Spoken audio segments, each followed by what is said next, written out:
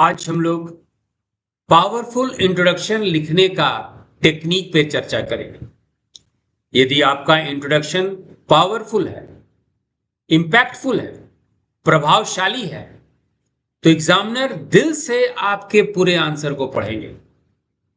और ठीक विपरीत, यदि आपका इंट्रोडक्शन साधारण है तो कुछ भी मार्क्स लगाकर एग्जामिनर आगे बढ़ जाएंगे।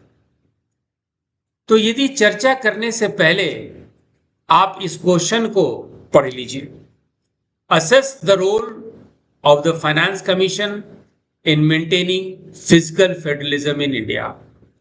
Do you agree that it should be given a permanent status? Bharat में राजकोषीय संघवाद को बनाए रखने में वित्त आयोग की भूमिका का आकलन कीजिए।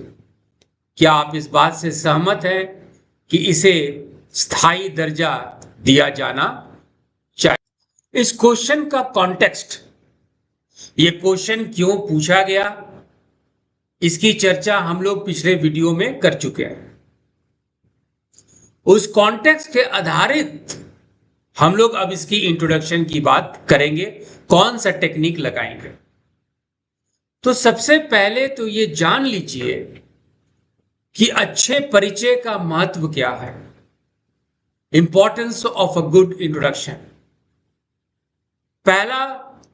पहला इसका महत्व यह है कि it creates a first impression. Second, it sets the tone of the answer. आप अच्छा परिचय लिखेंगे, वही आपको मार्गदर्शन दे देगा कि आगे का पैराग्राफ कैसे लिखें।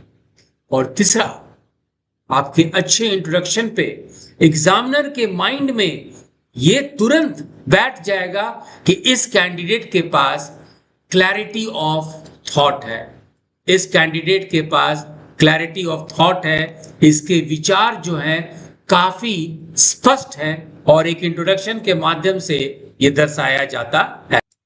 यदि इंट्रोडक्शन का बहुत तरीका है, बहुत सारा प्रकार है, बहुत सारा टाइप है, लेकिन जो आप क्वेश्चन पढ़े, role of finance commission in maintaining physical federalism in India, और do you agree that it should be given a permanent status, यहां पे दो बातें समझ के आ रही। एक फाइनेंस कमीशन, दूसरा फेडरल फिजिकल फेडरलिज्म, वित्तीय राजकोषीय संघवाद, और तीसरा, क्या इसको स्थायी दर्जा देना चाहिए। जब हम लोग फिजिकल फेडरलिज्म या राजकोषीय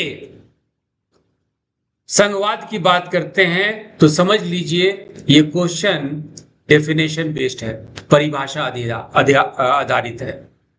और यदि इसमें समीक्षा करने की बात हो जाती है, इसमें इवैल्यूएशन की बात हो जाती है, क्या आप इस बात से सहमत हैं, डू यू अग्री, तो ये आपका कॉन्टेक्सचुअल स्टेटस हो जाता है, एक संदर्भ आधारित क्वेश्चन हो जाता है। चूंकि आपके क्वेश्चन में डेफिनेशन बेस्ड क्वेश्चन भी है, संदर्भ आधारित क्वेश्चन भी है, तो ऐसे स्थिति में आपको इंट्रोडक्शन भी उसी तरीके से लिखना चाहिए। इस इफेक्टिव इंट्रोडक्शन लिखने के लिए आपको क्या करना है? पहला, कि आप क्वेश्चन को ध्यान से पढ़ें, और क्वेश्चन को ध्यान से पढ़ते हैं तो कुछ कीवर्ड्स सामने आता है।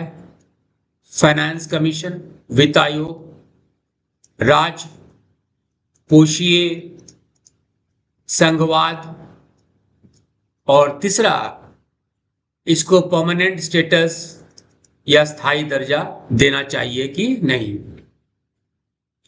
इस तरह के क्वेश्चन में आपको जो है कोर कॉन्सेप्ट, यानी फाइनेंस कमीशन का औचित्य क्या है, फिजिकल फेडरलिज्म होता क्या है, ये दोनों बात को लिखना है। और तीसरा, चूंकि ये कॉन्टेक्सचुअल है,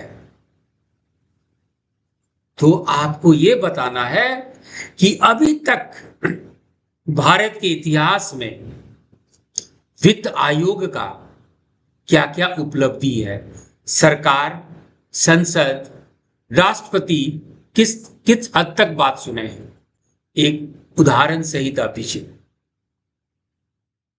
तो इस तरह के क्वेश्चन में इंट्रोडक्शन आपको लिखना है। फाइनेंस कमीशन की जरूरत क्यों है? तो राजकोषीय वित्त व्यवस्था के लिए,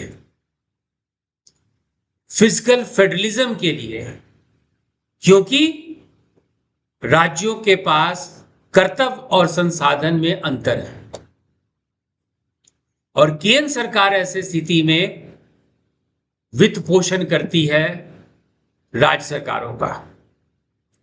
जो सिद्धांत, किस फॉर्मूले से money will be transform from the centre to states, it is decided by finance commission.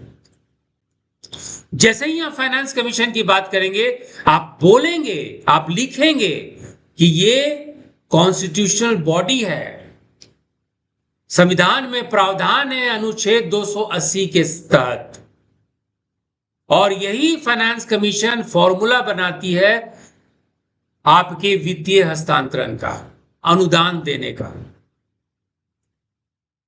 तीसरा पहलू भी आपको उसी समय आंसर कर देना है इंट्रोडक्शन में ही, कि बात क्यों हो रही है, इसको स्थायी दर्जा देना या अस्थायी दर्जा देना या 5 साल के बाद हर एक समय नियुक्ति करना। उसका कारण यह है कि कुछ इस पे असहमति आई है। केंद्र सरकार के माध्यम से देखा गया है कुछ राज्यों को ज्यादा पैसा मिल गया।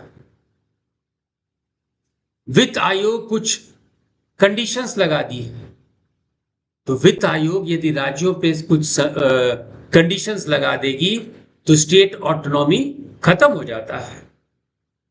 और सहकारी संघवाद की बात की जा रही है। आइडियल स्टेटस इंडिया के लिए कोऑपरेटिव फेडरलिज्म है। तो क्वेश्चन में 3 पार्ट है और इंट्रोडक्शन के हर एक पार्ट को आपको इंट्रोडक्शन में लिखना है। फिस्कल फेडरलिज्म क्या होता है, ऐसे स्थिति में फिस्कल आपका फाइनेंस कमीशन क्या है, उसका संवैधानिक प्रावधान क्या है, किस फॉर्मूले पे काम करती है, और चूंकि ये कॉन्टेक्चुअल भी है, परिस्थिति आधारित भी है, कि कुछ राज्यों की शिकायत है, वेस्ट बंगाल की शिकायत है कि वित्त आयोग बिहार के तुलना में उनको कम पैसा दिया। तो ऐसे स्थिति में वित्त आयोग की स्थायी स्टेटस होनी चाहिए कि नहीं होनी चाहिए, इसका आंसर आपका एक ये तरीका है कि आप सहकारी संघवाद, कोऑपरेटिव फेडरलिज्म की तरफ बढ़ जाए। स्ट्रॉन्ग इंट्रोडक्शन आपको यह बताता है कि एग्जामिनर पे जो प्रभाव डाला सो डाला, आपको दशा बता देगा, दिशा बता देगा कि अगला पैराग्राफ क्या होगा, तीसरा पैराग्राफ क्या होगा, चौथा पैराग्राफ क्या होगा। अगले वीडियो में बच्चों हम लोग इस बात की चर्चा करेंगे कि इंट्रोडक्शन हमारा ये है, तो उसके हिसाब से दूसरा, तीसरा, चौथा, 5वां पैराग्राफ क्या क्या होना चाहिए। और अंतिम वीडियो में हम लोग बात करेंगे कि ऐसे क्वेश्चन का निष्कर्ष कैसा होना चाहिए। यदि वीडियो आपको पसंद आए, लाइक कीजिए, सब्सक्राइब कीजिए, और यदि कुछ आप ज़्यादा कुछ डिटेल में जानना चाहते हैं, यदि आप चाहते हैं किसी और टॉपिक पे हम लोग डिस्कस करें, तो कमेंट कीजिए। इसके साथ ही अगले वीडियो में एक नए चर्चे के साथ मिलते हैं। तब तक के लिए ऑल द बेस्ट।